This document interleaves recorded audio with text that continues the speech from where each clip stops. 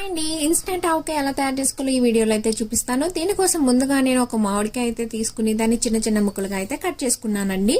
ఇప్పుడు ఇందులోకి మనం 1 స్పూన్ ఆవాలు, 1 స్పూన్ జీలకర్ర, 1/2 స్పూన్ మెంతులు వీటిని డ్రై రోస్ట్ అయితే చేసేసుకుని పొడి అయితే చేసుకోవాలి. ఇప్పుడు మామిడికాయ ముక్కలను ఒక గిన్నెలో అయితే వేసుకుని 2 స్పూన్ల కారం, అలాగే ముందుగా పొడి చేసుకున్న జీలకర్ర, ఆవాలు, మెంతుల పొడి, ఉప్పు, సాల్ట్ అంటారు కదండి, అది కూడా నేను ఇందులో వేసుకుని దంచుకున్నాను. ఇదైతే చాలా బాగుంటుంది అనమాట. సాల్ట్ కంటే కూడా ఇలా వేసుకుంటేనే బాగుంటుంది, అందుకని ఇందులో అయితే నేను దంచుకున్నానండి.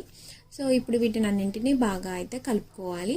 ఇప్పుడు స్టవ్ వెలిగించి ప్యాన్ పెట్టి అందులో ఒక 100 ml నూనె అయితే వేసుకున్నానండి. ఇప్పుడు అందులో నూనె వేడయ్యాక 1 స్పూన్ ఆవాలు, 2 ఎండుమిర్చి, 5-6 వెల్లుల్లి రెబ్బలు వేసుకుని జస్ట్ ఒక 30 seconds ఫ్రై చేసి కట్టేసుకున్నాను. ఇది పూర్తిగా చల్లారిన తర్వాత ఈ మామిడికాయ ముక్కల్లో వేసుకుని కలిపేసుకుంటే మన